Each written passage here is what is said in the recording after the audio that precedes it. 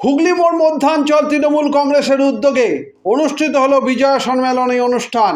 উপস্থিত ছিলেন টাউন সভাপতি শ্যামপ্রসাদ মুখার্জি, পৌরপ্রধান অমিত রায়, জেলা পরিষদ মৎস্যের কর্মাধ্যক্ষ নির্মাল্য চক্রবর্তী, কাউন্সিলর দেবযানী দত্ত, রীতা দত্ত, ঝন্টু বিশ্বাস, জেলার সাধারণ সম্পাদক সায়ন্তন দে, আরতি পাল সহ আরও অনেকে।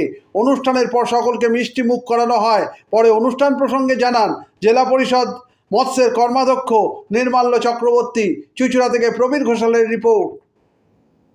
অনুষ্ঠানের আয়োজন করেছে। আজকে আমাদের মধ্যে এই বিজয় সম্মেলনীতে উপস্থিত আছেন মাননীয় শ্রী নির্মাল্য চক্রবর্তী মহাশয়, আমাদের হুগলি জেলা পরিষদের মৎস্য কর্মাধ্যক্ষ। আমরা আমাদের এই মধ্যাঞ্চল তৃণমূল কংগ্রেসের পক্ষ থেকে তাকে জানাই আমাদের আন্তরিক শ্রদ্ধা, ভালোবাসা, অভিনন্দন, প্রীতি ও শুভেচ্ছা। আগামী দিনে সবাইকে ভালো রাখতে সাহায্য করবে।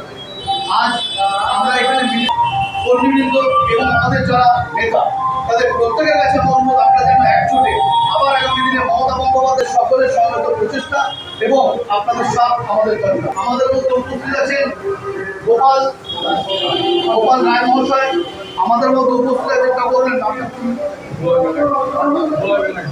ব্যানার্জি মহাশয়। এছাড়া আমাদের মধ্যে উপস্থিত আছেন আমার সমস্ত সহকর্মী এবং ভাই, ছোট ভাইরা। আমি সবার নাম সত্যি জানি না, বলতে পারবো না, কিন্তু এই যে আজকের এই গেট আমাদের যে সরকার যে প্রতিশ্রুতি দিয়েছিল, যে প্রতিশ্রুতি আজ অব্দি নিশ্চিতভাবে আমাদের সরকার রেখেছে এবং আগামী দিনেও রাখবে। আমাদের সুযোগ্য সেনাপতি বরাবরই একটা কথা বলেন যে কেন্দ্রীয় সরকারের স্কয়ার সুদে অস্বীকার করছিল, সেখানে আমাদের কর্মীরা গিয়ে বাড়িতে কি করে ভ্যাকসিনেশন।